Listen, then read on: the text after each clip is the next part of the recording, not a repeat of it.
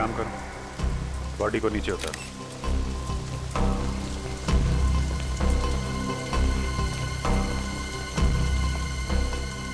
जब ये कुणाल नीचे गिरा तो कौन कौन लोग थे यहाँ पे? सर, मैं और मीडिया वाले थे। कहाँ से गिरा ये? सर पता नहीं, वो नहीं देखा। मतलब? सर, मैं मीडिया वालों को इंटरव्यू दे रही थी कि अचानक बहुत जोर से आवाज आई और मैंने पीछे पलट के देखा तो सर मेरी कार के ऊपर कुणाल गिरा हुआ था और सर खून बह रहा था। सर मुझे नहीं पता सर, मैं बहुत घबरा गई थी। ये मैनेजर कौन है? सर, मैं इस होटल का मैनेजर हूँ। मैंने ही आपको कॉल किया था। किस रूम में ठहरे थे मिस्टर कुणाल? पता नहीं सर, वो तो होटल में थे ही नहीं। क्या होटल में थे ही नहीं? गिरे तो ऊपर से ही है ना? हाँ सर। आसपास कोई दूसरी बिल्डिंग नहीं है जहाँ से गिरे हो? ध्यान नहीं दिया होगा आपने, अंदर जाते हुए देखा नहीं होगा। सर, मैं तो रिसेप्शन पे था पूरे दिन, वाकई अंदर नहीं आए थे। सीसीटीवी कैमरा लगा रिसेप्शन में? Yes sir. रेडी? जरा सीसीटीवी कैमरा फुटेज चेक करो, देखो ये आदमी अंदर कब गया था। सर, सर, इसके जैकेट का बटन टूटा हुआ, ये देखिए।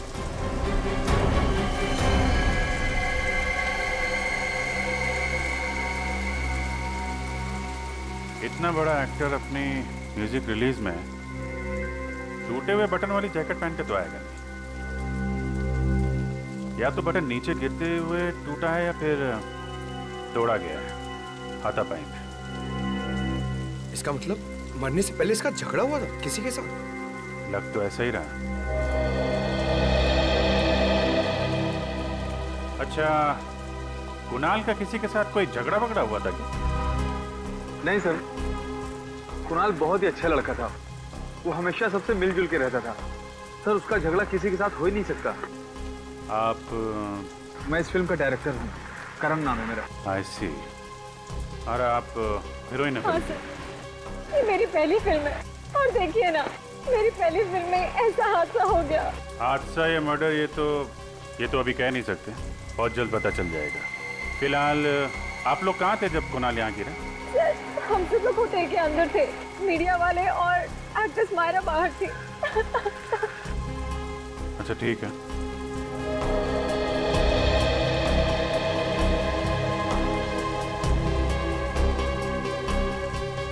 जिस तरीके से ये कार की छत हिचकी हुई है, काफी इम्पैक्ट है, मतलब ये काफी ऊंचाई से गिरा है।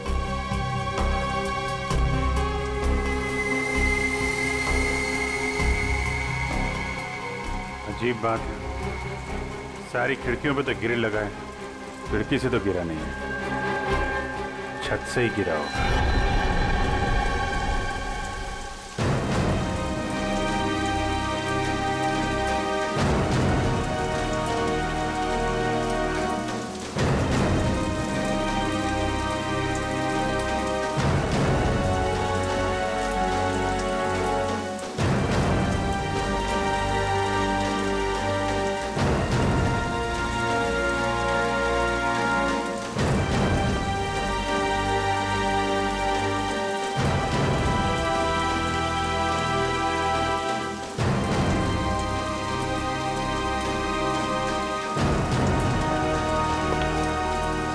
सर, होटल के सारे कमरे चेक कर लिए, सर कहीं भी ये नहीं लगता है कि कुणाल वहां से कूदा है। छत पे भी हाथापाई के कोई निशान नहीं है और टूटा हुआ बटन भी नहीं दिख रहा है। सर, कुणाल होटल में आया ही नहीं था। होटल में आए नहीं? नहीं सर, मैंने पिछले 7 दिन का सीसीटीवी फुटेज चेक किया है, कुणाल होटल में आया ही नहीं था। ये कैसे हो सकता है? सर, ये भी तो हो सकता है कि कुणाल होटल आया हो और खूनी ने उसका सीसीटीवी फुटेज मिटा दिया हो। कहीं होटल में कोई काम करने वाला तो खूनी नहीं है? सर, ये भी हो सकता है कुणाल भेष बदल के इस होटल में आया हो, फिर यहाँ से उसने कूद के आत्महत्या कर ली। होने को तो कुछ भी हो सकता है। अब तो डॉक्टर सारुंके ही बताएंगे कुणाल का खून हुआ है या कुणाल ने आत्महत्या की है।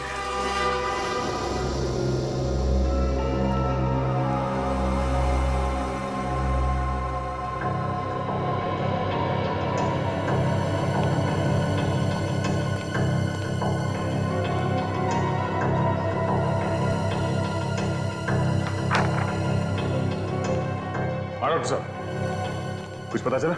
हाँ दया, मौत तो इसके ऊपर से गिरने की वजह से ही हुई है, लेकिन ये आत्महत्या नहीं है, ये एक खून है। खून है? हाँ। मतलब इसे ऊंचाई से फेंका गया? हाँ दया। पर ये आप कैसे कह सकते हैं? देखो दया, ये ऊपर से गिरा है अपने शरीर के दाएं हिस्से की तरफ से, इसीलिए इसके शरीर पर ये दाएं हिस्से की तरफ सारी चोट आई है। ये देखो, ये दाएं तरफ रिब का फ्रैक्चर, ये दाएं हाथ पर चोट के निशान, ये सब। लेकिन इसके सर पर बाईं तरफ भी एक चोट का निशान है, ये देखो। अब सवाल ये उठता है कि इसके सर पर बाईं तरफ ये चोट आई तो आई कैसे? जरूर ये चोट खूनी के साथ हाथापाई के दौरान आई होगी। एग्जैक्टली सचिन, इसे ये चोट तब आई जब किसी ने इसके सर पर बाईं तरफ वार किया किसी भारी चीज से, शायद इसे बेहोश करने के लिए। हाँ सर, क्राइम सीन पर हमें इसकी शर्ट का एक बटन भी तो नहीं मिला था। हाँ पूर्वी, हाथापाई के दौरान टूट गया होगा और जैसे ये बेहोश हो गया, खूनी ने इसे ऊपर से धक्का दे दिया। पर इसे धक्का दिया तो दिया कहां से?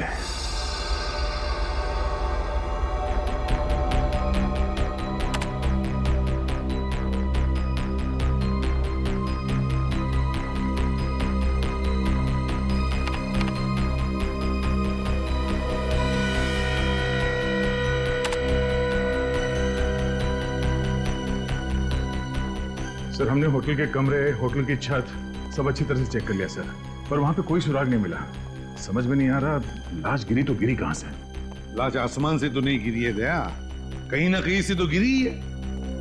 हाँ पूर्वी, कुछ पता चला मीडिया फुटेज में से? सर ये देखिए सर, इस फुटेज में कुणाल गिरते हुए तो दिख रहा है, मगर कहां से गिर रहा है वो पता नहीं चल रहा। लेकिन सर, अगर मैं वहां की मीडिया वालों की बातचीत का ऑडियो बंद कर दूं और वहां के एम्बियंस यानी बाकी चीजों के ऑडियो ऑन रखूं तो सर एक आवाज आती है। सुनो।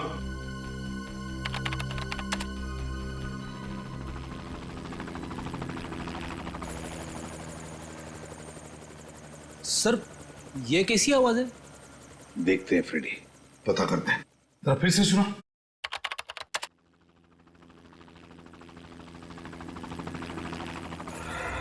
सर, कहीं ये हेलीकॉप्टर की आवाज तो नहीं है? मुझे भी यही लगता है, ये हेलीकॉप्टर की ही आवाज है। तो मतलब है कुणाल को हेलीकॉप्टर से नीचे फेंका गया? मीडिया इवेंट के दौरान हेलीकॉप्टर उड़ा होगा और उसी में से कुणाल को नीचे गिरा दिया गया होगा। पूरी काम करो, पता लगाओ उस इवेंट के दौरान कितने हेलीकॉप्टर ने उड़ान भरी थी और किसने बुक किया था। सर, इस सब में दो चीजें सामने आती है। एक ये कि खूनी अमीर और बहुत ही पहुंचा हुआ आदमी है, हेलीकॉप्टर बुक करना किसी आम आदमी के बस की बात नहीं है। और दूसरा ये कि कुणाल खूनी को अच्छी तरह से जानता होगा, तभी तो वो हेलीकॉप्टर में बैठने के लिए राजी हो गया। सर, जिस वक्त कुणाल को फेंका गया उसके कुछ ही देर बाद उन्नति मैदान में एक हेलीकॉप्टर क्रैश हो गया सर। क्या? उन्नति मैदान में हेलीकॉप्टर क्रैश हो गया? तो फिर दया, कहीं वही हेलीकॉप्टर तो नहीं जिसमें से कुणाल को फेंका गया? हाँ, पता नहीं सर कैसे हुआ है, समझ में नहीं आ रहा है। अभी तक कोई आया क्यों नहीं? इंश्योरेंस प्रीमियम के लिए तो दौड़ कर आते हैं। सर, लगता है वो लोग आ गए।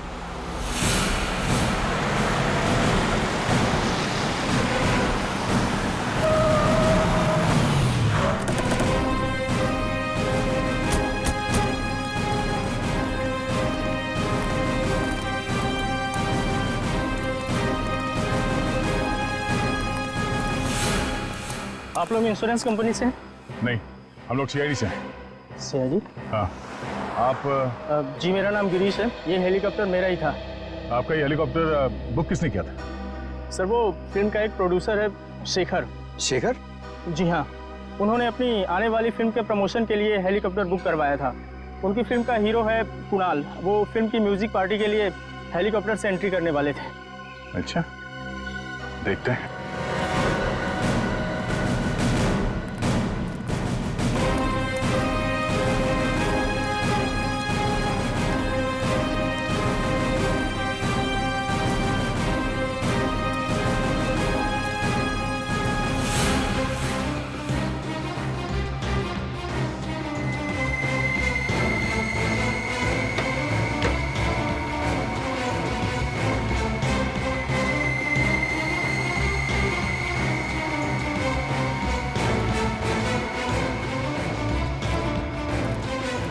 अरे सुनिए, हेलीकॉप्टर के अंदर कोई लाश मिली? नहीं सर। सर, कहीं कुणाल ने हेलीकॉप्टर से कूद के आत्महत्या तो नहीं कर ली? नहीं पंकज, डॉक्टर सालुंके ने बताया कि ये मर्डर है। जरूर कुणाल के साथ कोई ना कोई था हेलीकॉप्टर में जिसने उसे पहले मारा, बेहोश किया और फिर हेलीकॉप्टर से बाहर फेंक दिया, और शायद पैराशूट से वो बाहर निकल गया। सर, कहीं ये सारा किया तरह शेखर का तो नहीं? सर, वो मैं होटल में भी नहीं मिला था। सर, ऐसा कौन सा प्रोड्यूसर होगा जो अपने ही फिल्म के म्यूजिक लॉन्च में मौजूद ना हो सकता है। एक काम करो, चारों तरफ नजर दौड़ाओ, और हाँ, वो ब्लैक बॉक्स पता करो, ब्लैक बॉक्स कहाँ है। उसी से पता चलेगा इस खूनी के बारे में। सर,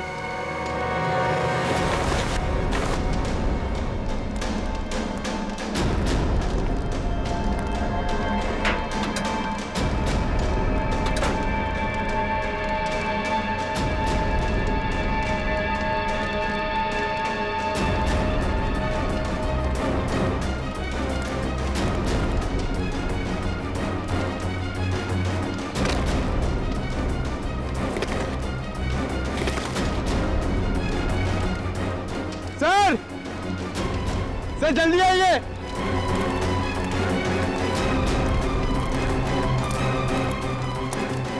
सर ये देखिए, ये पैराशूट है।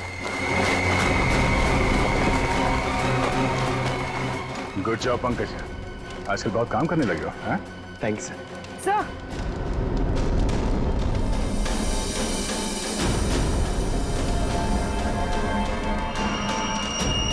पेंडेंट शायद खूनी का हो सकता है, और खूनी शायद शेखर भी हो सकता है।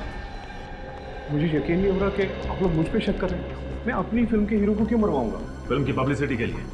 कुणाल की मौत से आपकी फिल्म को पब्लिसिटी मिलने वाली थी, और बॉक्स ऑफिस पे कलेक्शन दुगने होने वाले थे। हाँ सर, लेकिन मेरी फिल्म तो वैसे ही हिट है, उसके लिए मुझे गुनाह करने की क्या जरूरत है सर? तुमने बनाया था ना कुणाल की एंट्री का प्लान हेलीकॉप्टर से? हाँ, कुणाल को हेलीकॉप्टर चलाना बहुत अच्छे से आता था। उसके पास उसका लाइसेंस भी था, और मैंने ही उसको बोला था कि इस पार्टी में अगर वो हेलीकॉप्टर से आएगा तो फिल्म की पब्लिसिटी में 4 चांद लग जाएंगे। 4 चांद का तो पता नहीं, मगर तुम्हारी इस प्लानिंग की वजह से वो ऊपर जरूर पहुंच गया। तुम्ही ने उसे हेलीकॉप्टर से धक्का दिया था ना? नहीं, मैं उस वक्त हेलीकॉप्टर में था ही नहीं होगा सर। फिर कौन था वहां पे? मुझे नहीं पता। देखिए, पता नहीं कहने से काम नहीं चलेगा। जब म्यूजिक लॉन्च हो रहा था तो आप वहां पे नहीं थे। कहां पे थे आप? मेरी तबीयत ठीक नहीं है, मैं घर पे आराम कर रहा था। मेरी तबीयत अभी भी बहुत खराब है, मुझे बहुत घबराहट हो रही है। सर, मैं इनकी डॉक्टर को फोन करती हूँ। सर, इनसे 3 सवाल क्या पूछे, इनकी तबीयत बिगड़ गई। आप क्या सकते, आपको क्या लगता है कि मैं आपसे झूठ बोल रहा हूँ? सही में तबीयत खराब हो रही है। शेखर जी क्या हो गया आपको? डॉक्टर 15 मिनट में आ रहे हैं। शेखर जी क्या हो गया आपको? शेखर जी उठिए। शेखर जी क्या हो गया? बालों का गिरना, इसकी नाक में से खून का बहना, इसका पूरा शरीर इस तरह से पीला पड़ जाना, ये सब देख करके मैं समझ गया था ये कोई साधारण मौत नहीं है, ये बड़ा टेढ़ा चक्कर है। कैसा टेढ़ा चक्कर सालुंके साहब? रेडी, शेखर की मौत जहर से हुई है, और जहर भी कोई ऐसा वैसा जहर नहीं। दरअसल ये रेडिएशन पॉइजनिंग का शिकार हुआ है। Radiation poisoning? ये तो बहुत ही गंभीर मुद्दा है डॉक्टर साहब। हाँ दया, बात दरअसल ये है कि इसके शरीर में मुझे अल्फा पार्टिकल्स मिले हैं, जिससे साबित होता है कि ये आदमी रेडिएशन का शिकार हुआ है। ये कौन सा जहर है डॉक्टर साहब? पोलोनियम। इस जहर का नाम है पोलोनियम। ये कोई ऐसा वैसा जहर नहीं है, बहुत रेयर किस्म का जहर है। डॉक्टर साहब, ये जहर पोलोनियम असर कैसे करता है? छूने से इसका असर नहीं होता है, कंटेजियस नहीं है ये जहर। इसे खाने या पीने की चीज में दिया जाए तभी इसका असर होता है। ये धीमा जहर, स्लो पॉइजन। इसमें इंसान सबसे पहले अपने आप को बहुत कमजोर महसूस करने लगता है, उसे लगता है जैसे वो बहुत बीमार हो गया है, और उसके बाद उसके शरीर में ऐसे लक्षण आते हैं जैसे इस शेखर के शरीर में आए। उसका एक एक अंग धीरे धीरे काम करना बंद कर देता है और इस वजह से इंसान की मौत हो जाती है। इतना धीमा जहर? सर ये जहर शेखर की बॉडी में कब गया होगा? मौत से तकरीबन 24 घंटे पहले। 24 घंटे पहले? और ये पोलोनियम जहर खूनी के पास कहां से आया होगा? ये हर जगह आसानी से तो नहीं मिलता। मैं एक काम करता हूं दया, मैं जानने की कोशिश करता हूं कि इस शहर में किस किस के पास ये पोलोनियम नाम का जहर हो सकता है। तब तक हम पता करते हैं कि मरने के ठीक 24 घंटे पहले ये शेखर कहां था और किसके साथ था। अभिजीत, ब्लैक बॉक्स की रिकॉर्डिंग सुनते हैं, पता चल जाएगा उड़ान के वक्त हेलीकॉप्टर में क्या बातें चल रही थी। सब प्ले कर दो। हाँ।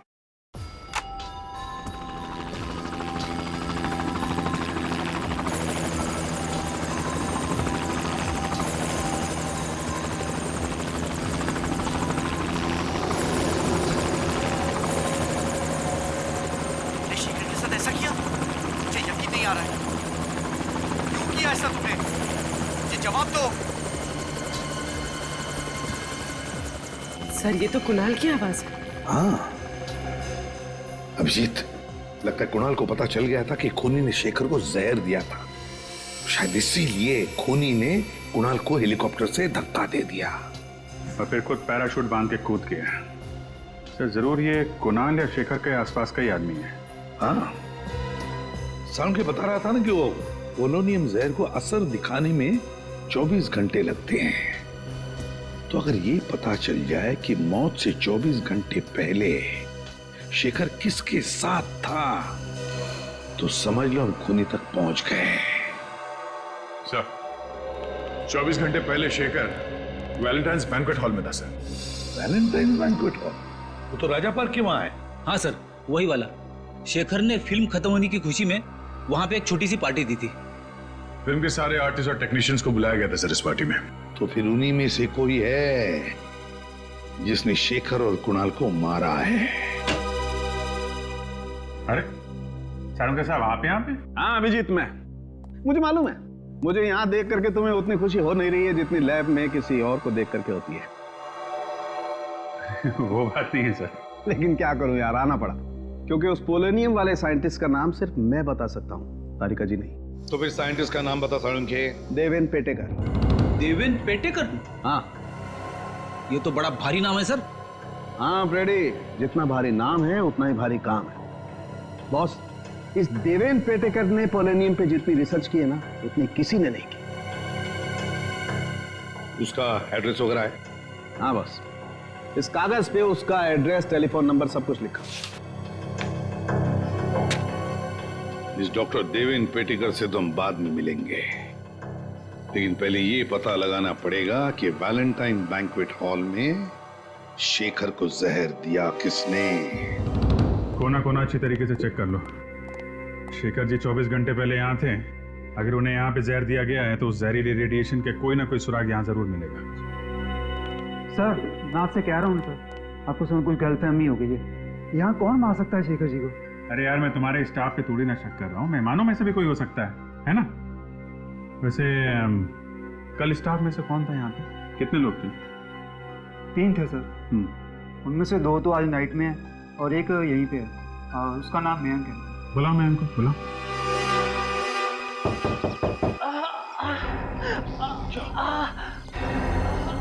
सर, यहाँ से किसी के कराने की आवाज आ रही है। कई साइंटिस्ट की जान खबर में तो नहीं है। एक मिनट।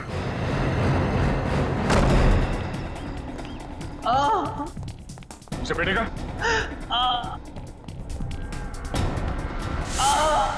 कौन हो? सचिन, पूर्वी, पूर्वी एम्बुलेंस बुला जल्दी। सर क्या हुआ? अब ठीक तो है? मेरी लेबोरेटरी। क्या हुआ आपकी लेबोरेटरी? मेरी लेबोरेटरी। इसने इसको उंगली काट दी है। कौन हो सकता है सर? ये तो यही बता सकते हैं। हाँ सर, एक आदमी काफी देर तक शेखर जी से बातचीत कर रहा था। अच्छा, क्या क्या बात कर रहा था? कुछ सुना आपने? अरे यार सुनो, सीआईडी की मदद करोगे तो कोई तकलीफ नहीं होगी। ओके, बताओ। सर वो विनती कर रहा था कि शेखर जी की आने वाली फिल्म की रिलीज डेट आगे बढ़वा दे, नहीं तो उसका बहुत बड़ा नुकसान हो जाएगा। अच्छा, था कौन ये आदमी? नहीं सर, मैं नहीं जानता वो आदमी कौन था।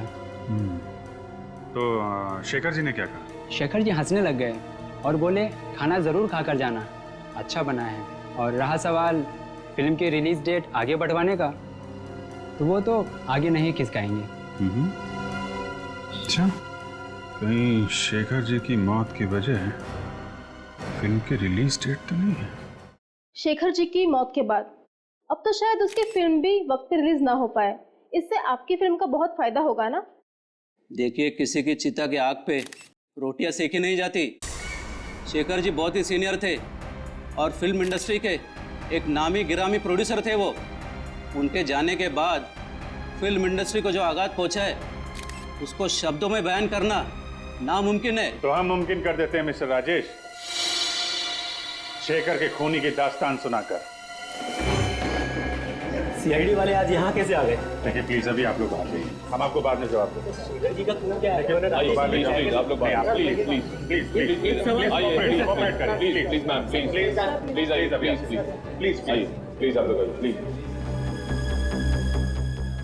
ये क्या कर दिया आपने? मेरे फिल्म को नेगेटिव पब्लिसिटी दे दी। वो कहते हैं ना आप लोग, any publicity is good publicity. मैं नहीं मानता। मेरे लिए मेरी इमेज और मेरी इज्जत बहुत मायने रखती है। इज्जत मायने रखती है तो फिर खून क्यों किया शेखर का? मैंने शेखर का खून नहीं किया है। मैं एक कलाकार हूँ, फिल्म प्रोड्यूस करता हूँ, मैं खूनी नहीं हूँ। क्योंकि शेखर ने तुम्हारी बात नहीं मानी, अपनी फिल्म की रिलीज डेट आगे नहीं की, इसलिए तुमने ये तरीका ढूंढ निकाला उसकी फिल्म को पोस्टपोन करने का। ये बात सच है कि मैं उनको रिक्वेस्ट करने गया था, लेकिन जरूरी थोड़ी है उन्होंने बात सुनी नहीं तो मैं उनको खून कर डालूंगा। अच्छा, अगर आपने खून नहीं किया तो फिर किसने खून किया? मुझे क्या पता सर, मुझे तो सिर्फ इतना मालूम है कि मैं निर्दोष हूँ। मेरी बीवी भी अक्सर मेरी बात मानती नहीं है, तो इसका मतलब ये थोड़ी है कि मैं हर एक का खून कर चुका हूँ।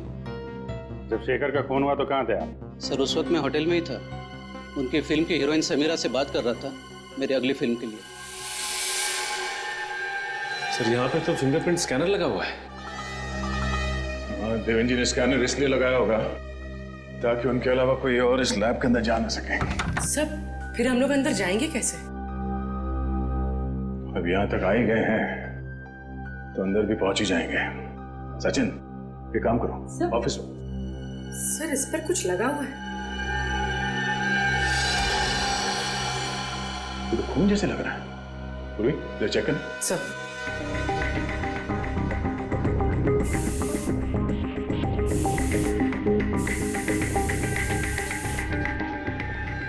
सर ये तो खून ही है। यहाँ पे खून कैसे लगा?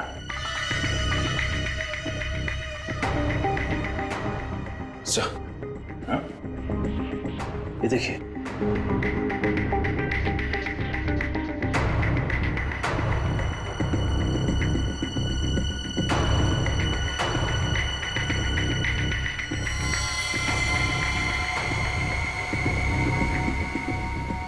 सर ये तो किसी की कटी हुई उंगली है। सर कहीं ये उंगली देवेन जी की तो नहीं? मेरे कटी हुई उंगली देवेन जी की है तो इससे लैब का दरवाजा खुल जाना चाहिए।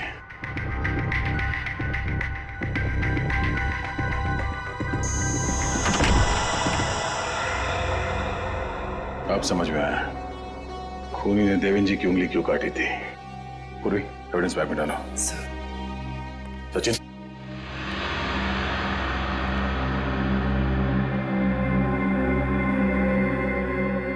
यहाँ का तो सारा सामान बिखरा पड़ा है।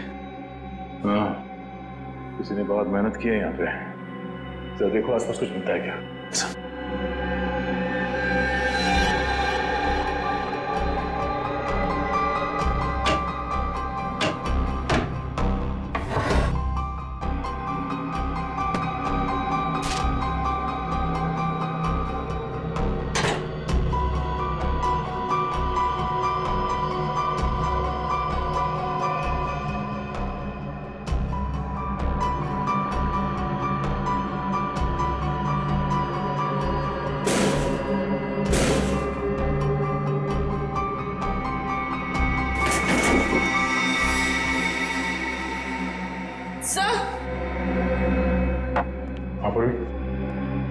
सर इसमें से एक बॉटल गायब है। गायब है? वो पोलोनियम जहर इसीलिए तो चुराया गया है। सर ये देखिए, खून की बूंद गिरी हुई है। देवेन की कटी हुई उंगली तो हमें लैब के बाहर मिली थी, तो फिर ये खून यहाँ कैसे है? सर कहीं ये खून खूनी का ही तो नहीं है? अगर ये खून खूनी का है तो वो ज्यादा देर हमसे बच नहीं पाएगा।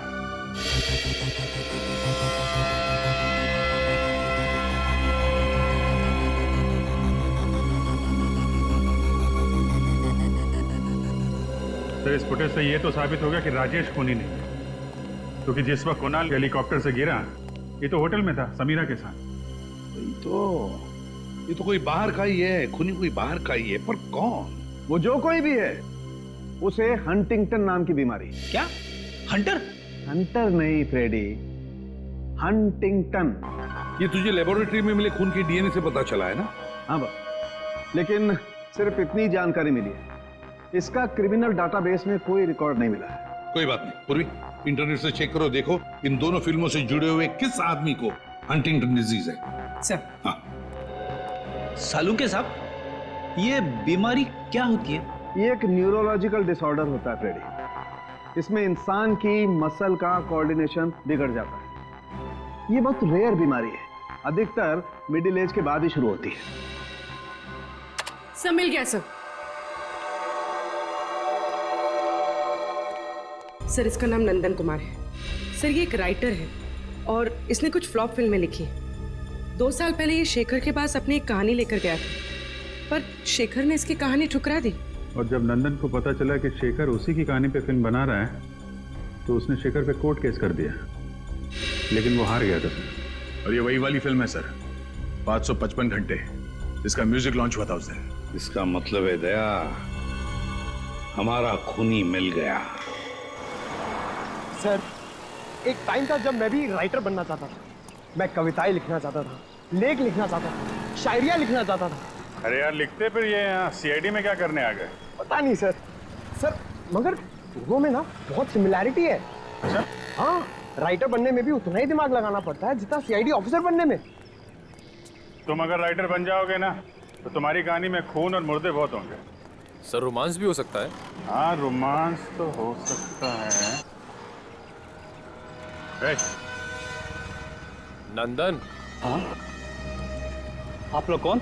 हम लोग सीआईडी से हैं। सीआईडी से?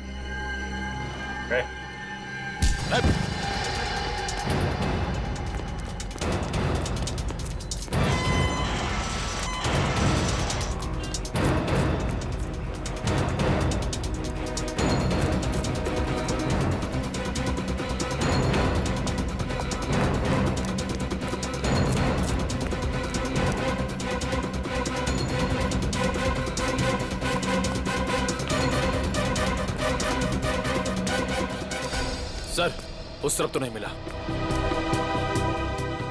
इतनी जल्दी भाग नहीं सकता, कहीं कहीं छुप के बैठा होगा।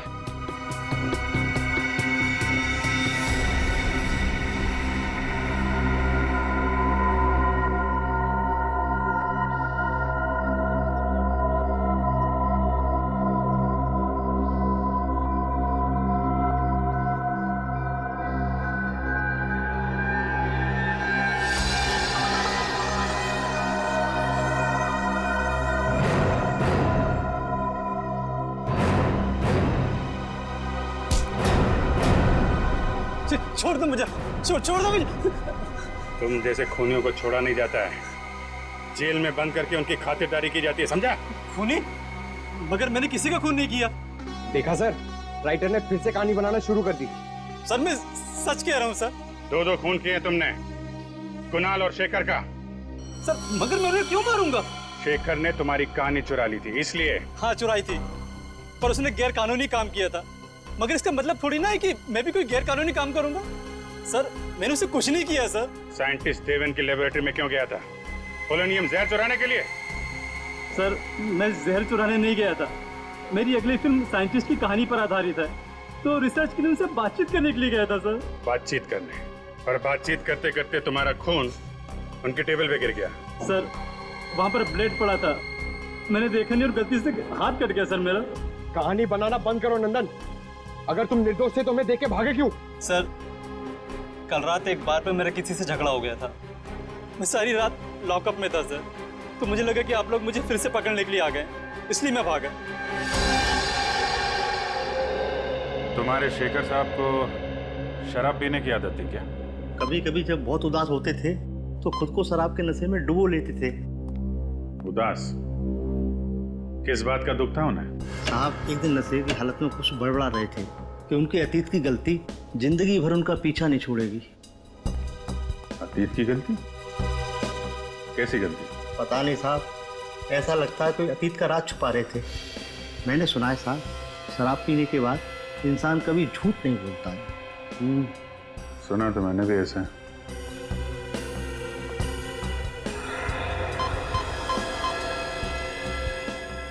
सर, ये देखिए सर, इस क्लास में अल्फा पार्टिकल्स मिले हैं सर।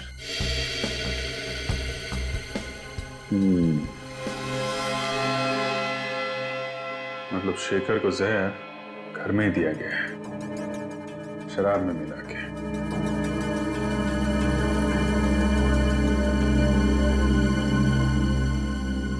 जब शेखर की मौत हुई तुम कहाँ थे? साहब उस दिन काम जल्दी खत्म हो गया था, मैं शाम को घर चला गया था। कितने बजे? ये कोई करीब 6:30 पौने 7 बजे। सर! हाँ पंकज? सर ये देखिए, यहाँ पे कुछ गड़बड़ है। निकालो।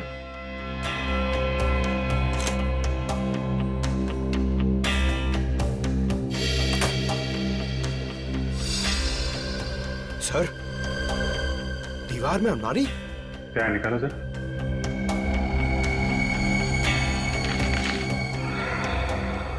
ये देखिए, चिट्ठियां छुपा के रखी हैं। शेखर, लता, लता, किसी लता ने इस शेखर को चिट्ठियां लिखी हैं।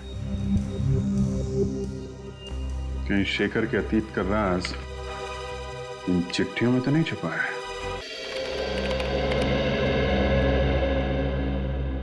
कुछ पता चला इन चिट्ठियों में से? हाँ सर, काफी पुरानी चिट्ठियां हैं, 20 साल से भी ज्यादा पुरानी। इतनी पुरानी चिट्ठियां आदमी तभी संभाल के रखता है ना जब उसका कोई इमोशनल कनेक्शन हो, इनके साथ कोई लगाव हो। हाँ सर, यहाँ भी प्यार का ही मामला है। ये लता उन दिनों छोटी मोटी एक्ट्रेस हुआ करती थी। दोनों आपस में प्यार करते थे सर, मगर ये शेखर पहले से शादीशुदा था। कई बार लता को वादा किया था उसने कि अपनी बीवी को डिवोर्स दे देगा, लेकिन ऐसा किया नहीं। शायद लता इसी बात से दुखी थी। हाँ सर, लेकिन उसने दुनिया के सामने ये बात जाहिर नहीं होने दी, क्योंकि उसे पता था कि इससे उसकी और शेखर की बदनामी हो सकती थी। वैसे लता आजकल है कहाँ पर, कुछ पता चला? हाँ सर, लता अब जिंदा नहीं है। 20 साल पहले 27 मार्च 1993 को उसकी छत से गिरने से मौत हो गई। हो सकता है ये एक्सीडेंट ना हो और शायद इसमें शेखर का हाथ हो। फिर 20 साल बाद कोई तो है जो लता की मौत का बदला लेना चाहता है। लग तो ऐसा ही रहा है सर। सर, जिस वक्त लता की मौत हुई थी उसकी एक 4 साल की बेटी थी सेजल। माँ की मौत के बाद उसे अनाथ आश्रम भेज दिया गया था और अब वो 4 साल की बेटी 24 साल की हो गई है। अच्छा, तो हो सकता है इस बच्चे ने अपना पूरा बचपन माँ के बदले की आग में गुजारा हो। इस अनाथ आश्रम में जाकर पता लगाओ सेजल के बारे में, वो करती क्या है कहाँ। सेजल नाम की एक बच्ची आई तो थी यहाँ करीब 20 साल पहले। जब वो 8 साल की हुई तो उसे अडॉप्ट कर लिया गया है। किसने अडॉप्ट किया था? मिस्टर एंड मिसेस संजीवन ने। देखिए, अडॉप्शन के वक्त का फोटोज है।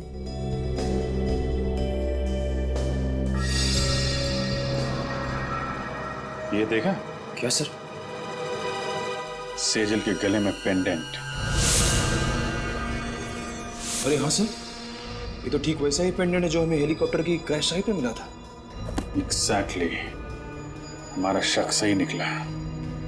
सेजल का इस केस से लेना देना जरूर है। रहती कहाँ है ये सेजल?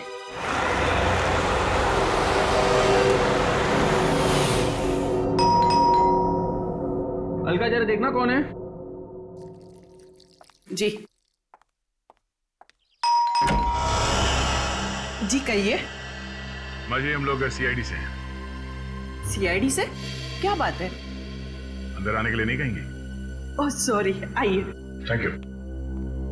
सुनिए, सीआईडी वाले आए हैं। सर क्या हुआ? दरअसल हमें सेजल के बारे में कुछ बात करनी थी। क्या किया सेजल ने? हमें शक है कि सेजल ने खून किया। क्या?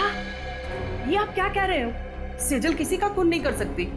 तो सेजल को बुलाइए, हम उसी के मुंह से सुनना चाहते हैं। है घर पे? जी वो घर पे नहीं है, उसका फोन आया था, वो थोड़ी देर के बाद आएगी। सीआईडी की गाड़ी मेरे घर पे?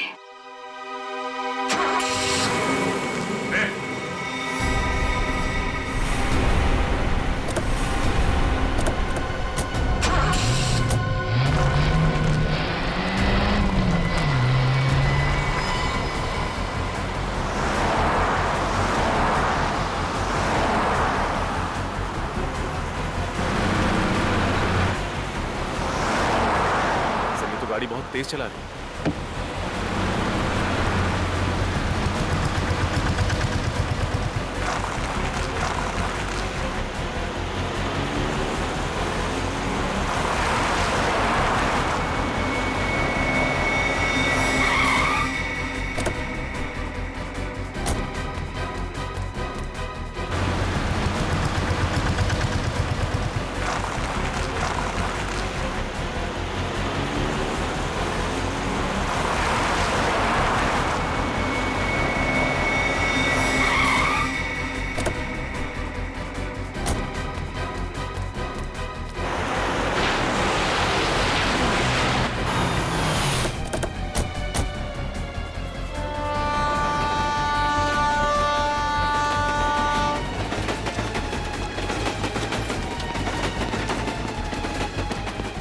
रुक जाओ।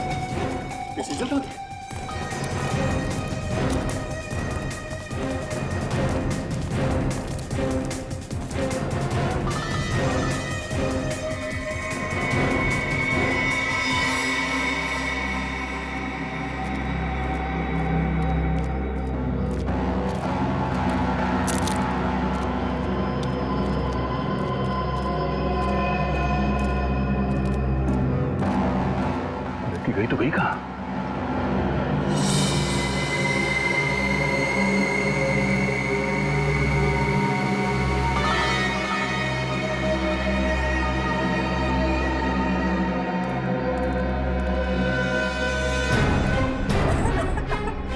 बस बहुत भाग ले, अब जरा अपना मुखड़ा तो दिखा दे।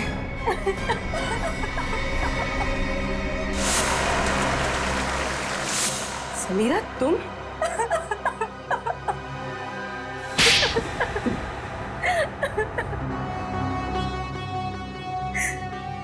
किसी भी बच्चे के लिए उसकी माँ की मौत से ज्यादा दर्दनाक और कुछ नहीं हो सकता। 4 साल की थी मैं, 4 साल की, जब वो शेखर की वजह से मेरी माँ की मौत हो गई।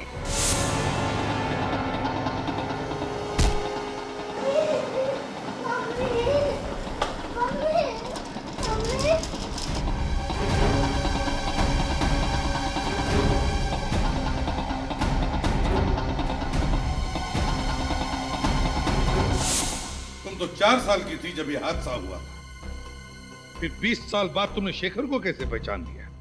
नहीं पहचानती थी, लेकिन मैंने सोच रखा था कि एक ना एक दिन उस आदमी को जरूर ढूंढ निकालूंगी जिसने मुझे अनाथ किया और उसे एक दर्दनाक मौत दूंगी। मैंने पोलोनियम के बारे में कहीं पढ़ा था कि एक धीमा जहर है और सोच लिया था कि इसी से शेखर को मारूंगी। पर शेखर को ढूंढा कैसे तुमने?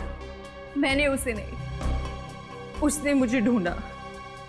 वो अपनी फिल्म के लिए एक हीरोइन की तलाश कर रहा था जिसके जरिए वो मुझ तक पहुंच गया। अच्छा, तो फिर इत्तेफाक से उसके घर में तुमने तुम्हारी माँ ने लिखी हुई चिट्ठियां पढ़ ली और तुम समझ गई कि तुम उस खूनी तक पहुंच गई हो, है ना? हाँ, मैंने उसी दिन से उसे मारने का प्लान बना लिया था। और जब कुणाल को पता चला कि तुमने शेखर को जहर देके मारा है तो तुमने उसे भी मार दिया, हैं? हाँ, बिल्कुल परफेक्ट प्लान था मेरा। पहले होटल पहुंच के मीडिया के सामने तस्वीरें खिंचवाई और उसके बाद वहां के फायर एग्जिट से निकल गई। किसी ने देखा भी नहीं मुझे और हेलीकॉप्टर तक कुणाल के पास पहुंच गई, दरवाजे से निकल गई। माना कि तुम्हारी जिंदगी मुश्किलों से भरी रही, लेकिन इसका मतलब ये नहीं कि बदले के लिए तुम खून पर खून किए जाओगे। दो खून किए तुमने, तुम्हें तो शायद फांसी ही होगी।